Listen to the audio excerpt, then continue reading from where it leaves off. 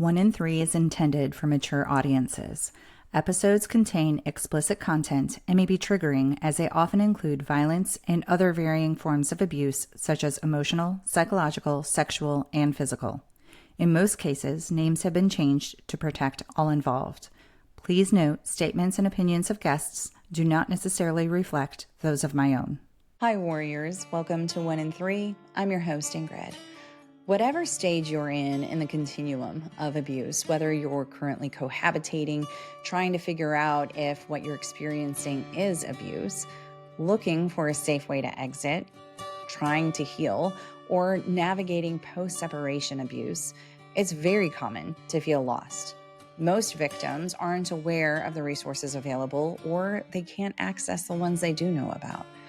My guest today, Anne, is here to change that. She's built an AI technology specifically designed for domestic abuse, putting critical guidance and information into the hands of the people who need it the most. Here's Anne. Hi, Anne. I'm so excited to have you here. Welcome, and thank you for joining me on One in Three. Thank you so much for having me, Ingrid. I'm really excited to be here. Yes. So before we get into our topic, could you just give a little background on yourself so we can all get to know you some? Yeah, absolutely. My name is Anne. I'm an urban homesteader in Denver, Colorado, here with my family.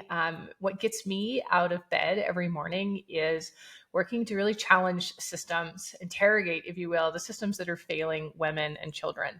So that has had me working in evidence-based maternity care. That's had me working in, childhood education.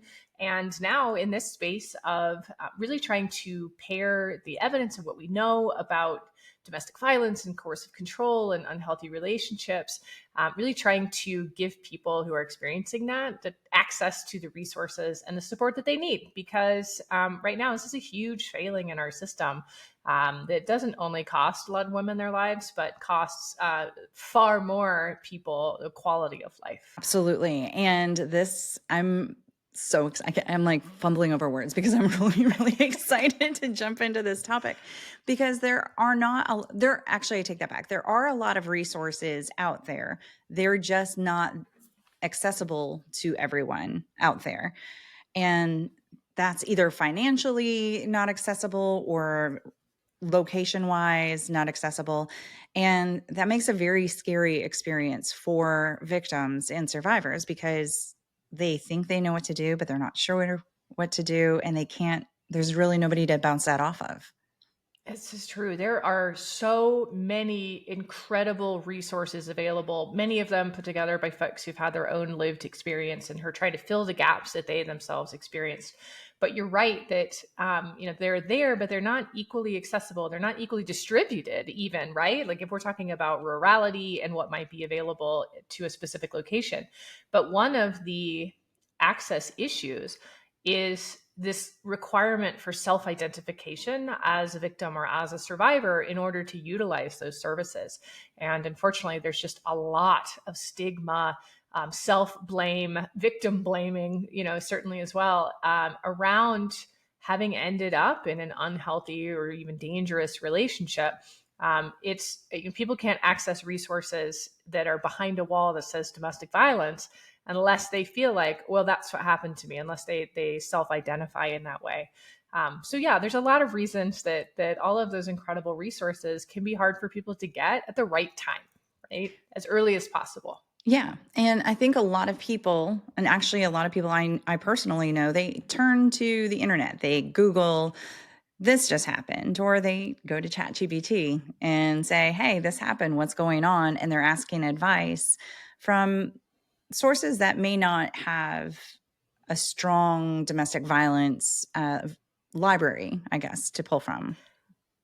Yeah, or so first was the Google. When people Google their experiences, when it's not particularly dynamic, like it's AI generated responses, it's really easy for people to say, well, okay, I read on that website that physical violence is this, this, and this, but he pinched me. He didn't slap me, so it probably wasn't. It wasn't abuse then. It wasn't physical violence then.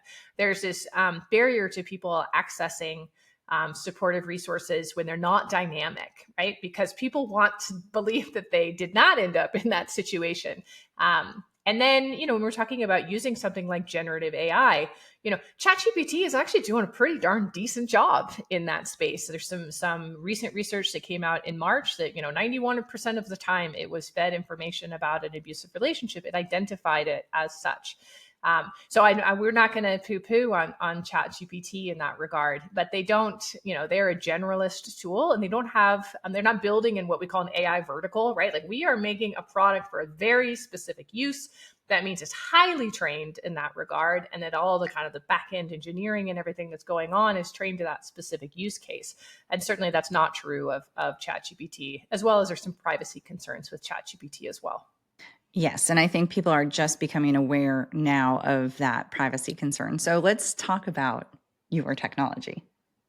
Yeah. So Aimee Says is the name of our company, and Aimee is our AI. And she's built in this survivor first space, like I said, in this vertical of, everything that we're doing is to serve the specific and unique needs of people everywhere, from that first red flag, like I went on a weird date, or, I'm thinking about going on a date with this person, but I'm not really comfortable with this message that was sent to me, all the way through, the very unfortunate rock bottom. I'm afraid I'm going to lose custody of my children, or the court has removed, my ability to visit the children based on false allegations because I claimed that there was abuse in the relationship. So we're really building out in that space. Or even the, I'm co-parenting with my abuser, and that's its own special nightmare of post-separation abuse. But we took into consideration the things that something like a general AI is never going to do, that they can't do. Privacy is a huge one of those. We never train on user data. We're not reading the things that people submit to Aimee. We're not reading what Aimee is saying back to them, because that privacy and confidentiality is both important to the survivor and also in the legal context. Whether or not you actually waived confidentiality because you're using an open model, something like ChatGPT.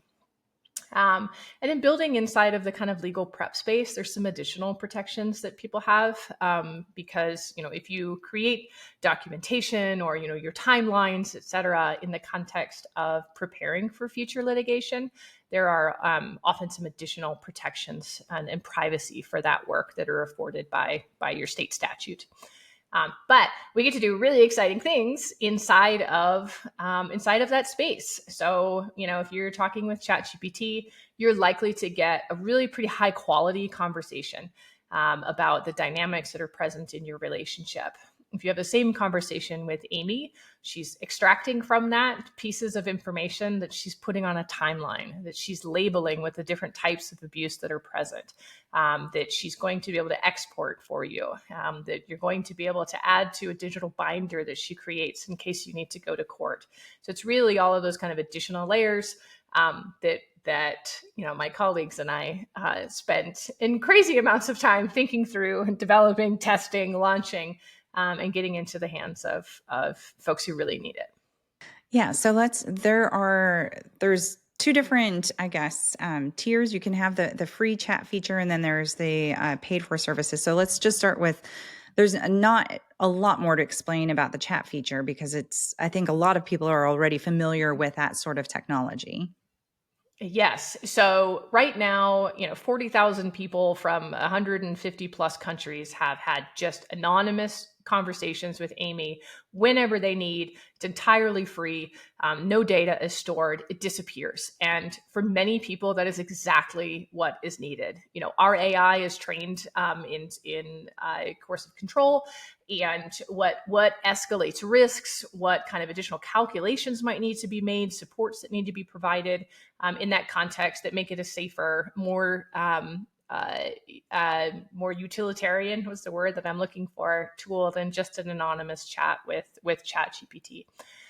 We keep that free and publicly available. We also offer any organization that works with survivors, we can put that free embeddable chat on your website as well. So folks do not have to leave it. It's free for them. It's free for the organization.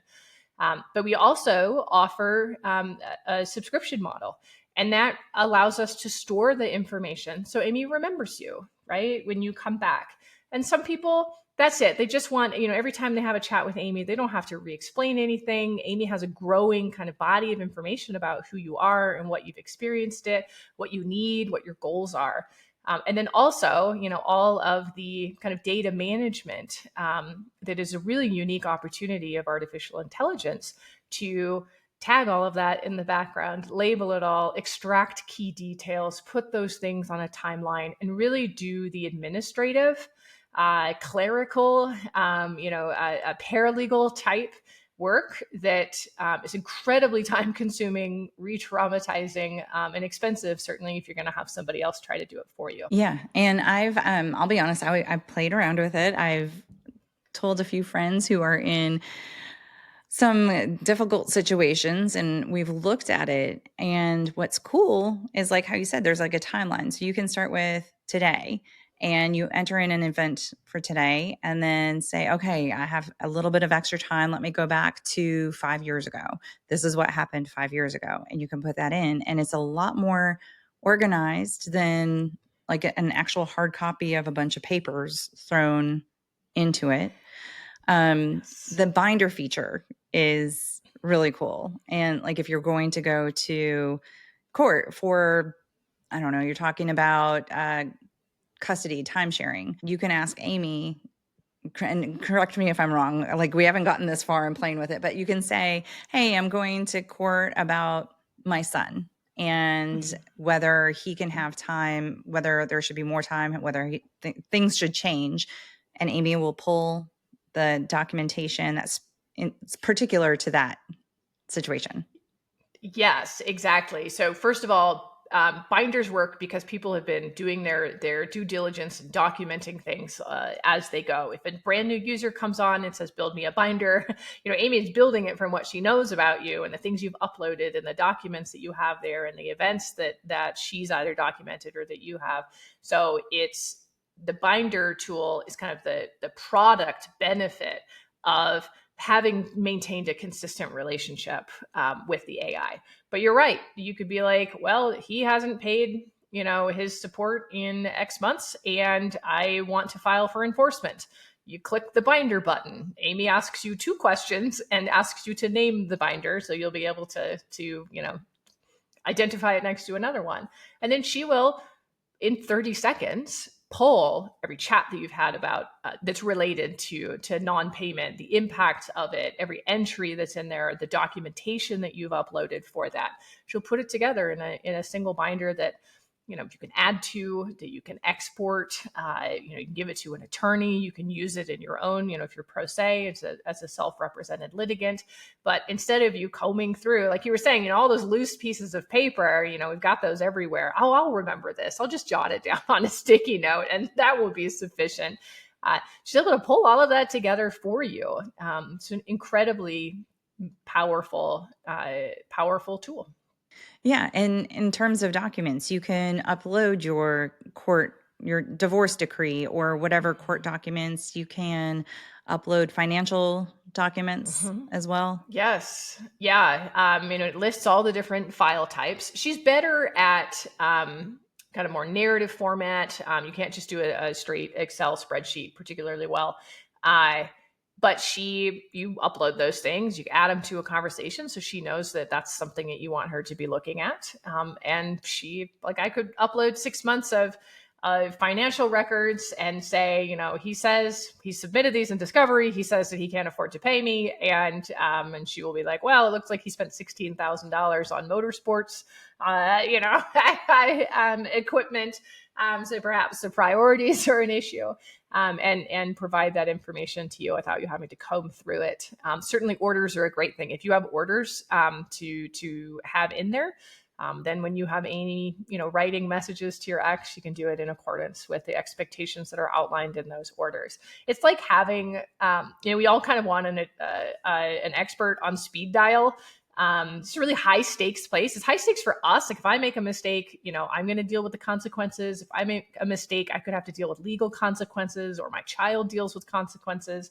It's a lot of pressure. And it's really nice to be able to do that with a companion who can see the broader picture, who understands what those goals are. Certainly we want to save time, money, and mental health. And that's what we've trained Aimee to do.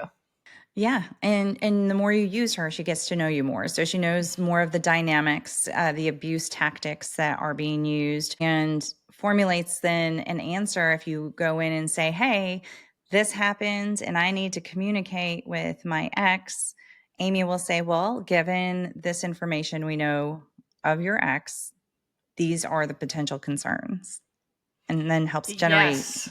an answer.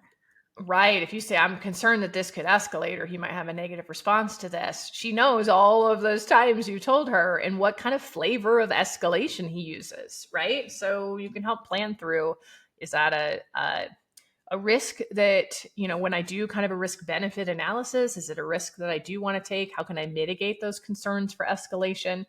She's really a thought partner who, like you said, remembers all of the things that you shared with her.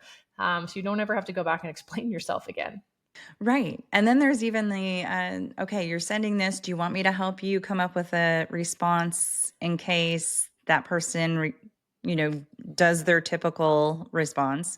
How you go about responding to that response, a whole conversation. Yes, yeah. Or it's like preparing for live conversations. I'm going to be at student conferences. This is what, has happened in the past. Like role play with me. What am I going to say if this thing happens? What do I say if he says this? What if he doesn't show up? What should I do? Because there's so much kind of pre-conversation anxiety. Survivors are like, I got caught flat-footed so many times. I'm so anxious and anticipating the next time that happens. I want to do everything that I can to prepare. And it's actually really fun to role play with Aimee in a chat. Be like, okay, if this, then what do I do? Or tell me like 3 things that he could say to me. I don't want to be caught off guard. And really preparing for those moments. Right. And then you can even use it to anticipate. For instance, I have a friend whose son wants to confront his father. And so we were playing around like, okay, Aimee, the son wants to say this. How can he say it? What should he anticipate? What can his response be to what we're expecting his father's response to be? Yes. And like first, Aimee is trained to support adults. So certainly there should be an adult interface to this. Like, how can I support my child who's trying to say, they really want to do this. These are my concerns. How can I support him in this situation? Yeah, those are really, really good examples. I think a lot of people think like, oh, I just go and I can talk about abuse. Like, no, really dig in. This is what I'm trying to get to, but I'm concerned about this. How do I think through this? Is there a name for this thing? Because I find myself chewing on it over and over and over. What kind of goals can I set for myself? How do I take care of myself in the context? I feel burnt out. I feel resentful, right? Like all of the very colorful, rich tapestry of experiences of victimization and survivorship. Those are all areas of exploration and documentation that Aimee's able to go with you. And it's so like how we were talking at the beginning, the lack of accessibility to resources. This is something that is very accessible. I've spoken with a lot of coaches and they're fabulous. And I would still recommend, their Mhm. services. They are really good at what they do. But sometimes those come with a higher price tag. And it's difficult, especially if there's financial abuse involved, which a lot of times there is. Yeah. Yeah. I mean, I used to be a coach. This is how I came to this. And people would pay me sums of money that like require I needed to pay my bills to be able to provide that service, right? Like we get to charge for our services, but from a human rights perspective, right? We live in a world where people are allowed, specifically in the context of an intimate partnership, because we wouldn't tolerate this from anybody else. The systems would definitely intervene if you hadn't slept with the person before. But the systems, we live in a world that tolerates this ongoing abuse. I mean, many of these people are just being like machine gunned, buried in false accusations and constant harassment. They have needs, their children have needs that are ever constant, right? They're being harmed actively. So we have these people in this situation, and then we say, okay, but there is support. It's available. It'll cost you $150 an hour, and you will need 11 hours a week of it, right? that's from a human rights perspective, it's unconscionable that we don't have the ability to provide that service for free, right? Like free would really be ideal. But even within a barely, accessible range of, of financial burden, we just, it does not exist. And Aimee provides the types of services that did not exist, right? It's really not just duplicating the same kind of services you can get from an advocate or duplicating the same kind of things you can get from a coach. If you have access to those, use them. She is really filling out a space which was just white knuckled by the survivor before, or was just internalized, or was just considered the cost of doing business, with an abusive person. We don't question it. It's just the thing that you have to do. And that constant vigilance, that constant stress is literally killing survivors, right? It's increasing. I'm getting kind of excited here. I hope the mic isn't picking up I'm too with much you. volume. I'm about to jump in here too. Right. I'm escalating. I feel myself on the kind of the on ramp of a freeway here of righteousness. It's killing people. It's increasing their risk of stroke, of cardiovascular, of heart disease, right? Of diabetes, of fibromyalgia, of autoimmune disorders, substance dependency that has a whole host of other potential, physical and mental health implications. CPTSD, anxiety, depression, like increased risk of suicidality. These are all things that are the result of the constant stress that comes from having to white knuckle day to day your existence as a victim, as a survivor through post separation abuse. And, I'll be darned if I'm going to rest my head on my final pillow at hopefully, a late 90s age, without having done everything that I can to try to stop that. Yeah. And you are, as a victim, you didn't choose to be abused. An abuser abused you. And then because of that, you are faced with the task of, if you're still in the relationship, safely extracting yourself from that person, healing yourself. And if you have any connections with that person, if you were married, if you have financial commitments with each other, if you have children together, then you go into the world of post-separation abuse, where every thought you have, every action that you do, every word that you say, you have to process through, because if you take the wrong step, then you end up looking like the bad guy. If you say the wrong thing, now you're the controlling person.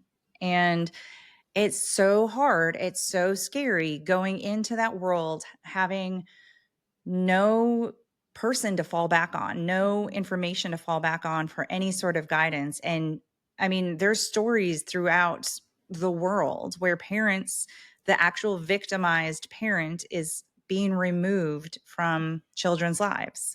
Yes. Because they're coming in too hot, they're too emotional, because that's their kids. Their kids are being harmed. And yeah, to have a resource to help give you some guidance on what documentation you need, what to say, is so incredibly helpful and so life-changing.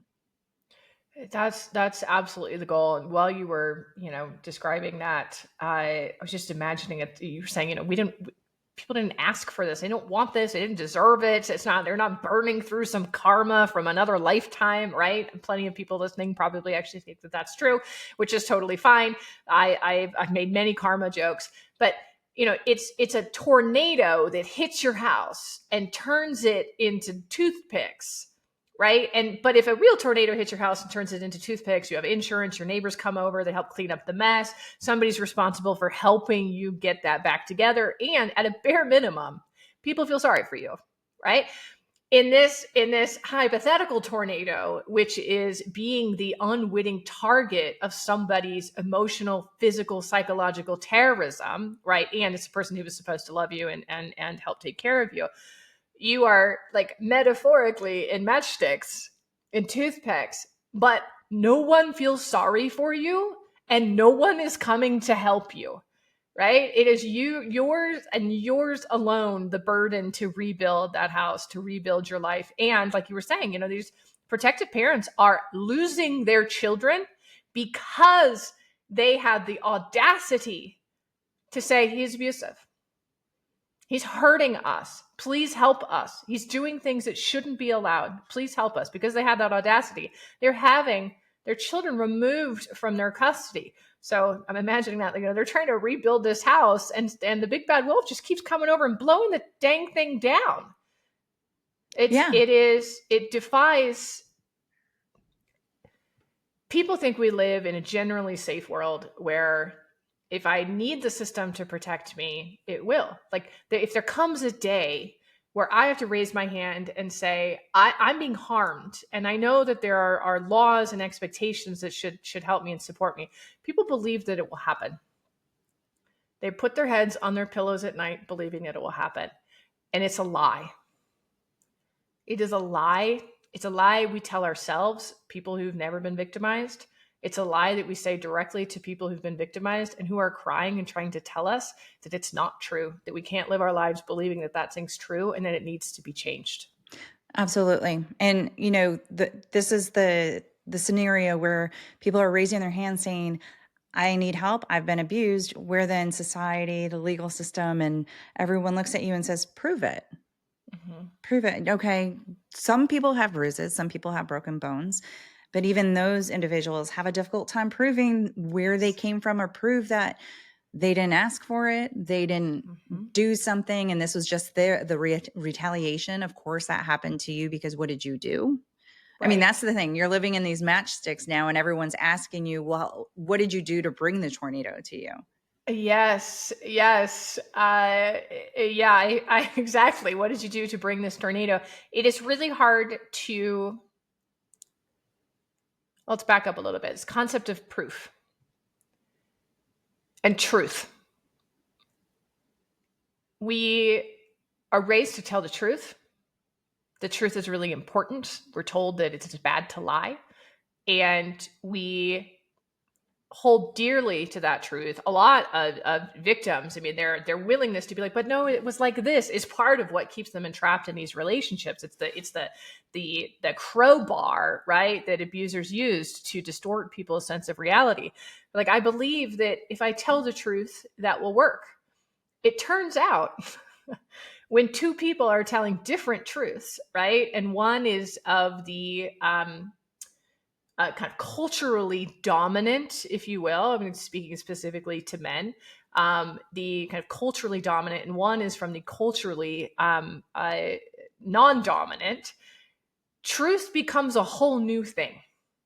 Truth is no longer the thing that we thought it was when we grew up. It was no longer what was, observable, documentable. It suddenly becomes a who has power in this particular relationship, who has power in this particular space, because that's the person who's going to be given preferential truth. So if I come in and I say, he pushed me down the stairs, and I have a picture of it, like I have a picture of the damage, all he has to do is say, this is what I'm talking about, Your Honor. It doesn't matter what I do. She fell down the stairs. I was there. I went to the bottom of the stairs to try to take care of her in that moment, and she slapped me away.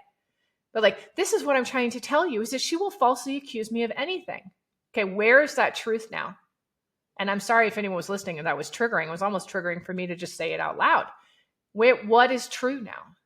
Because unfortunately, what is more likely to be true in that moment is that she will be stigmatized, she'll be victim blamed, or that not even victim blamed, she will be institutionally gaslit, because we are, as a society, culturally, systemically, more likely to believe that the man was falsely accused than that he is a perpetrator. We're more likely to believe him. So what's true now? Yes. And I have sort of along the same lines, but then I think we're both going on tangents, and that's fine. I am fired up. I am here for it. I was reading about parental alienation, and that's a big topic that I am very interested in, and I just can't soak in enough information about it. But there was a study, I think that was probably multiple studies actually, conducted all over the world, but this one happened to be in Canada. And what they were looking at is how it's more forgivable for a man to abuse his children, or even if it's not his children, abuse his partner in front of the children. There are children involved, whether active victims or passive, I suppose, watching. I can't think of the observational, whatever. My head is going way too fast from my mouth. So it's more forgivable for that man to abuse and say, "Oh, yeah, I did that. I'm so sorry," than it is for the mother to say, for the mother to have not immediately left, ran away with the children. Because then you're looked at, well, why did you keep them in that environment? You're not a great mom because you kept them in that environment. But yes, he did it. We know he did it, but he's sorry. But But you you are kept them there. responsible for not protecting the children from this. Not that the perpetrator was responsible for not offending in front of the children or not offending. I mean, when we abuse the mother of the child, we abuse the children, right? We are Yes. abusing, we are making weaker, harming the person who is their primary support system. And I would argue that the whole concept of exposure to abuse is really just, we're not that comfortable saying directly, if you abuse the mother of the children, you're abusing the children. Um, yeah, it's you are absolutely right, that we are much more comfortable looking for accountability, if you will, in the underdog. We want to place accountability on the underdog, and we absolutely fail to see that the accountability, belongs to the perpetrator. And actually, this is something that I haven't talked about in a while, but that I think about a lot. It's somewhat spiritual almost. I'm going to stick it out there anyways.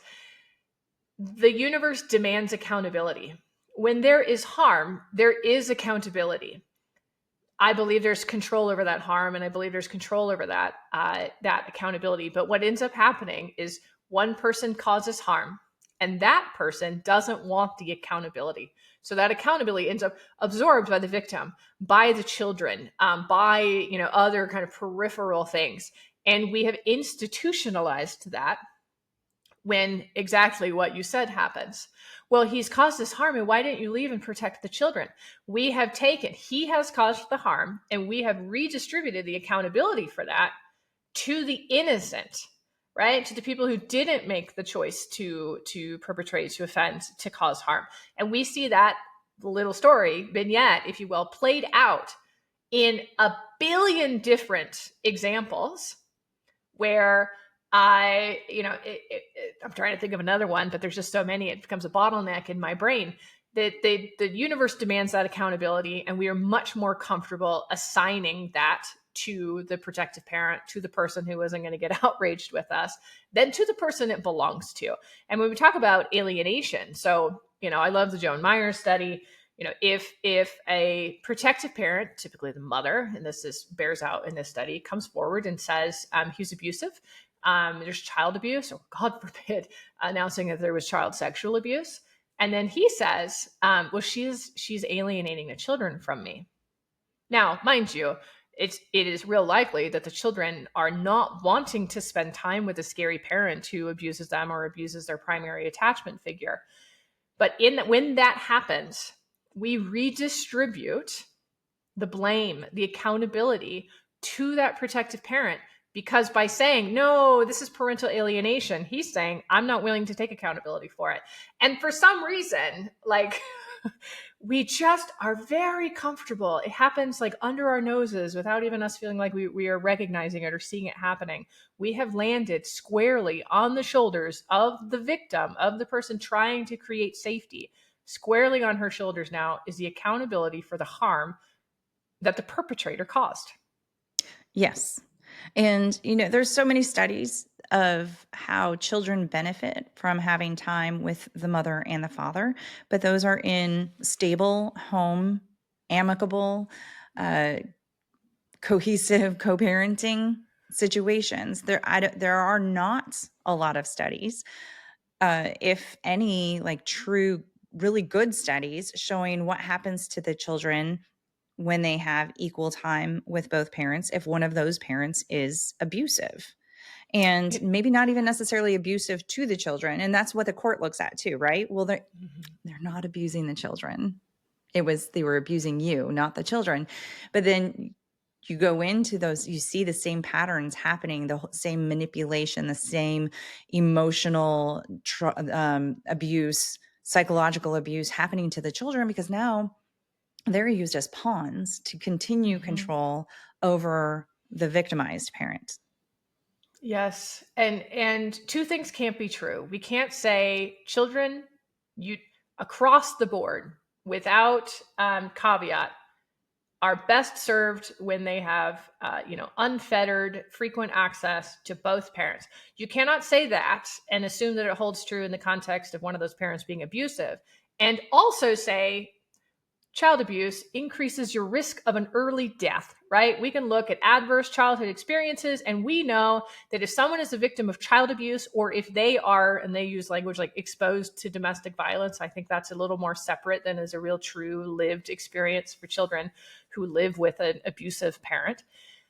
We can't say that both of those things are true. We know child abuse. We know that exposure to domestic violence literally takes years off of their lives. Like, I can't think of another way to say that it is harmful than to say it increases your risk of dying of cancer, right? We can't say both of those things are true. One of them can't be true. The protective parents have been screaming for that for a really long time. And yet, that presumption that equal access to parents, or at least frequent access to both parents, is what's best for the kids. I hear it, and I see a figurative fish slap me across the face. I'm just dumbfounded that people can hold those two things and not recognize the dissonance in it. Right. And then you have the average person going into this whole system scared, emotionally traumatized, trying to navigate how to do all of this without any resources, without all of that data, without, maybe not even an attorney, or it's a court appointed attorney who's just doing their, moving through the motions, not necessarily advocating for I'm not going to get into a lot of a lot of the legal stuff, because that's another tangent I'll go on, and I'm going to piss off people. And so I'm not going to do that. But you have all these individuals, and there's a lot of us. There are a lot. I mean, statistically, 1 in 3, but it's more.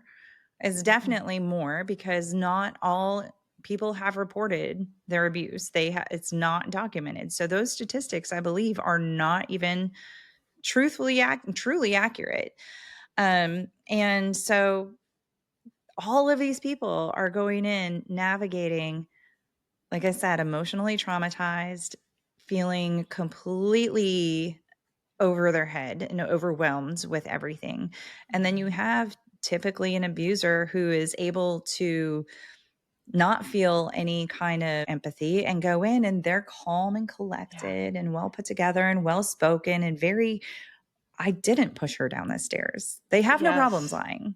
Yeah, And well, and they get to walk into what is arguably a really scary, overwhelming, tense. You're talking about going into court. Like, most people won't go to court, at any time in their lives. And we try to avoid it. We actively do whatever we can to make sure that we don't end up standing in front of a judge, unless, we have a hand behind somebody else who we're just there to support. And the victim does that in the context of complex post-traumatic stress disorder, right? And being, triggered in that moment.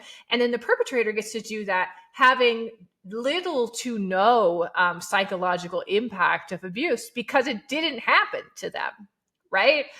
So it's like letting someone go into a race totally prepared, on a full stomach, having everything that they could, all of the tools at their fingertips to be able to do it, and then sticking somebody else in that same race, with really terrible shin splints and both of their arms cut off. And oh, by the way, at the last minute, we might blindfold her and tell her that all the evidence she has isn't something she can submit anyways.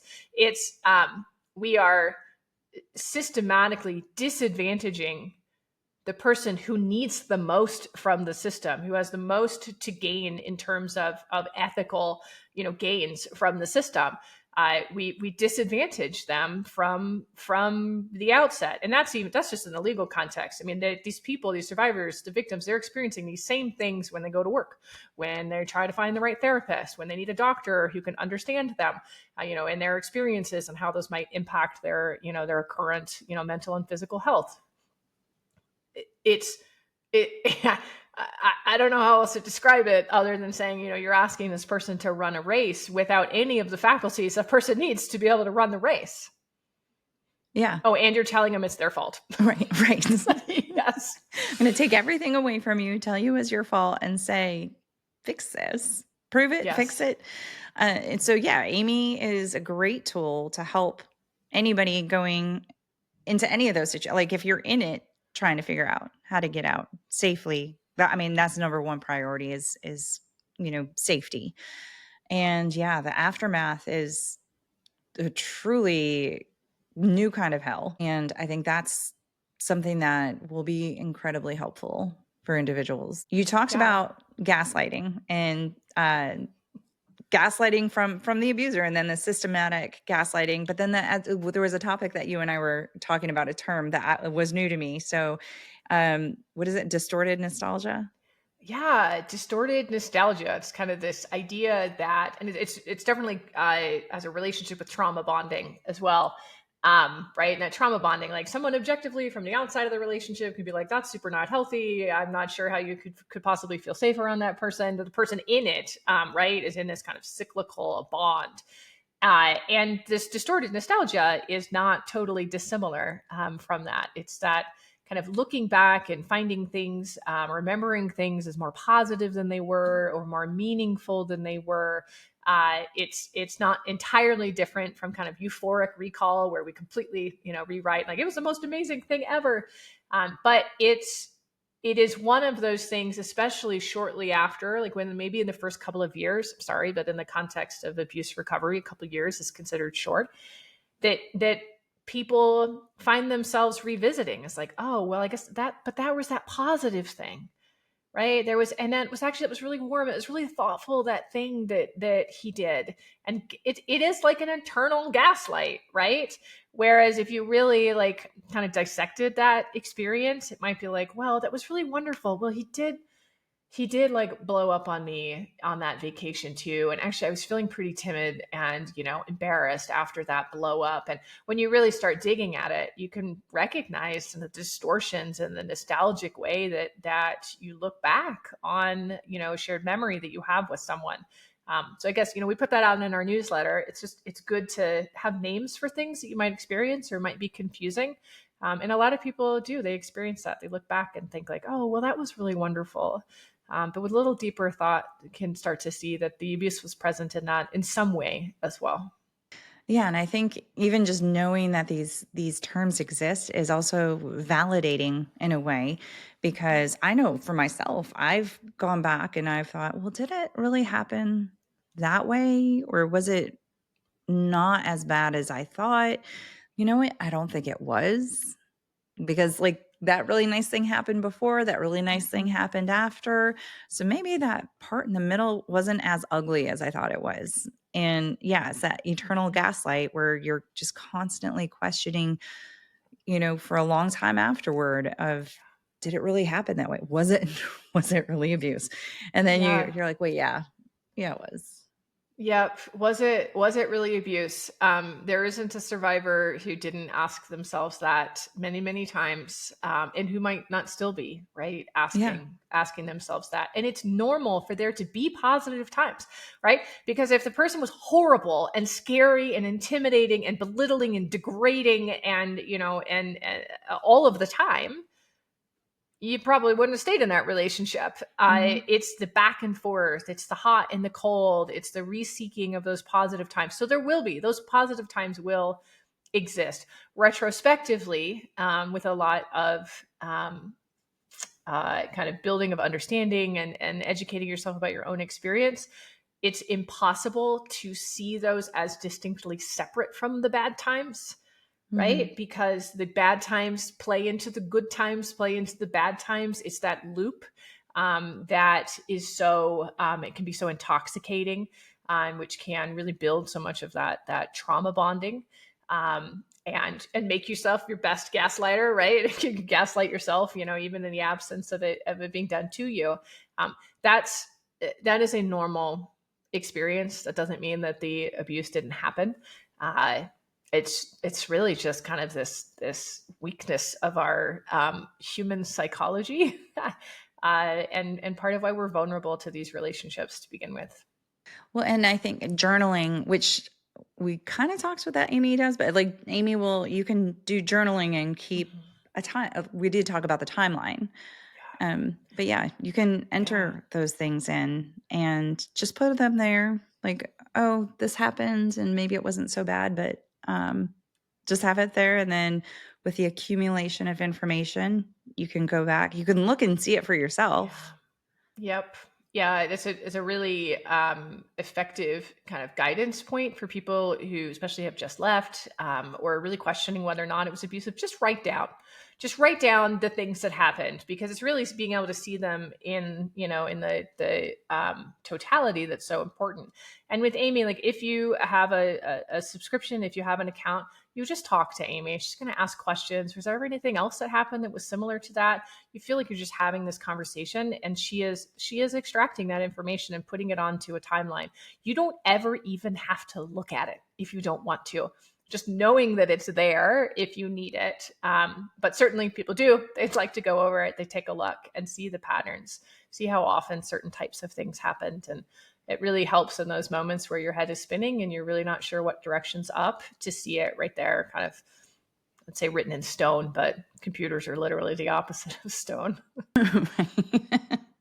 And okay, and so you mentioned, how many people has Aimee reached? There's been like 40,000 people from over 150 countries that have talked to Aimee, which is just incredible. And there's three of us on the team. When we think about the scale and access and the role that technology like this, kind of digital health tools in general, have played in giving people access to their own experiences, helping people pair, really bringing together all of the incredible research and the body of knowledge right down to people's own experiences, right into their pockets. This is what digital health is, right? This is certainly what we're trying to build, and the scale is insane. So this is an incredible time and opportunity to be building for what is one of the largest global public health issues that has never been addressed at scale ever before. Yeah. And you guys didn't just create Aimee and then wash your hands of it. You're always going in and right? Yeah, Aimee, it's kind of like laundry. You're never done, right? And as soon as you finish a load and you're like, oh, this new feature, we just finished a load. All of the other features that you want to build is a growing pile of laundry. Although it's a lot more fun to build in this space than laundry. And when you do your laundry, people don't send you emails of depths of gratitude. But if they did, that would make laundry a lot more fun. Wouldn't it? I mean, my kids Yes. don't appreciate it. It's just magical Yes. to them. Okay, so how does somebody access Aimee?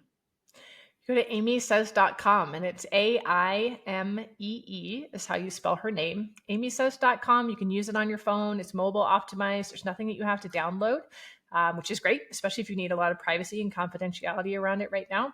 Those free conversations, have as many as you want. They're totally free. They disappear. If you need more, we are building for you, and we'd love for you to subscribe. It's $20 a month. You can get an annual subscription for less than a 30-minute phone call with an attorney. Aimee saves people insane amounts of money in utilizing much more expensive systems, or in making those systems more effective for them when they do need to utilize them. Um, and is there a quick exit feature on Yes, there Aimee? is a Okay. quick exit on both mobile. If you have any concerns about someone looking over the shoulder, do click that quick exit button. If you're having an anonymous chat, a free chat, it's entirely gone. It will just divert you away and log you out if you have an account. Perfect. And is there a way, because I know you're constantly improving and adding, is there a way for anybody to give you feedback if they're using Aimee and they notice they do like something, they don't like something? Yes, any of the support or feedback buttons or contact buttons, they come directly to my inbox. It's me that you're talking to, which is super fun. I want to stay as close to all of our users as possible, and we do. We hear all sorts of stuff. We hear from our users. You know, if we have an AI partner that's down, we found out first because someone was like, "Hey, Aimee's not responding." There are our warning system, our alarm bells, and generate the entirety of all of the new concepts that we built. So please, yes, use those support and contact buttons, and it will go directly to me. One of the other features we didn't talk about is that you can involve professionals in your Yes. profile, correct? Yes. Yeah. So if you have an account, you can assign team members. So people will assign an attorney as a team member, and that means their attorney can come on, access it, grab the kinds of information that they need. Same thing with a therapist. If you're working with a DV advocate, same thing there. And one of the potential benefits of having any one of those three, because those all have confidentiality expectations, is the opportunity for potentially having additional confidentiality applied to your account in the event that an X is requesting for its contents and discovery. We haven't had that happen yet.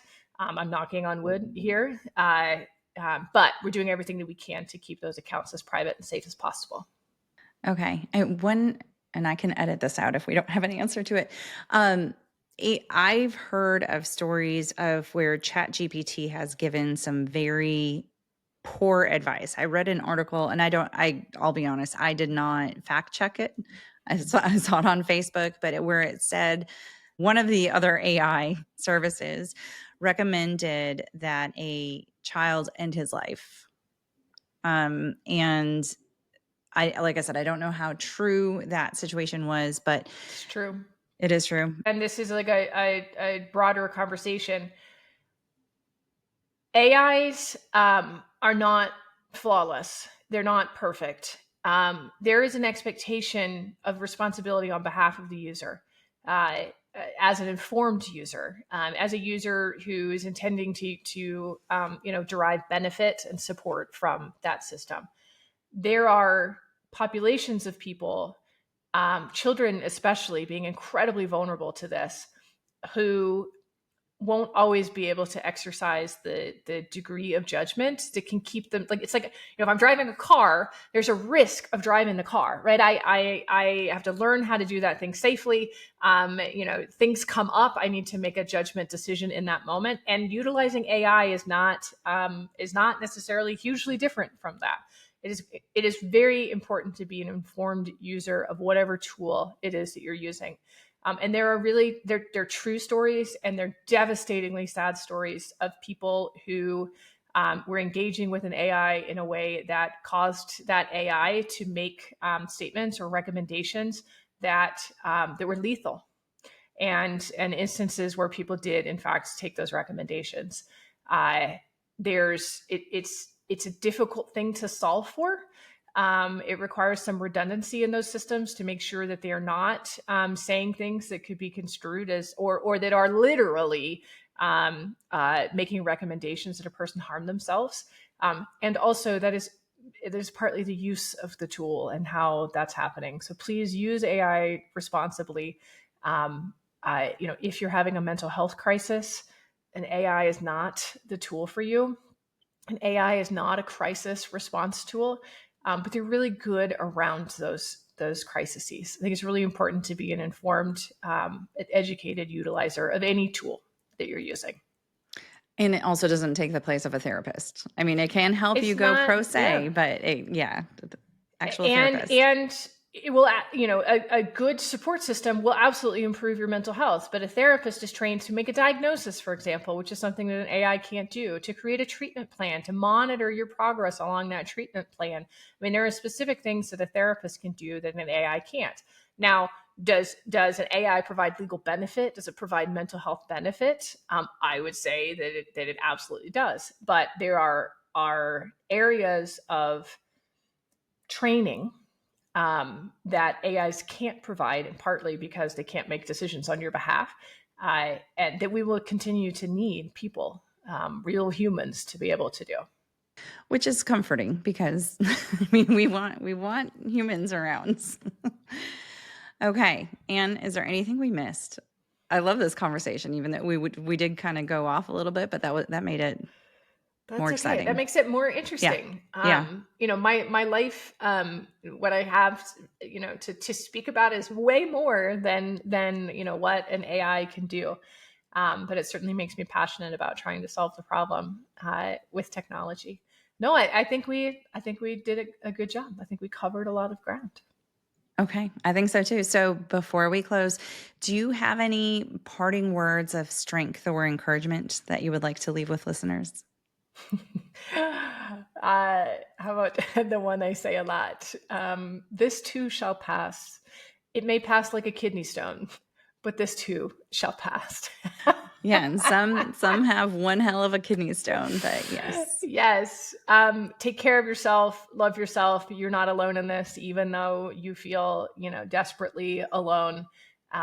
There is another side, and I wish I could hold hands with everybody who's in that traveling space, because it can be really dark and scary.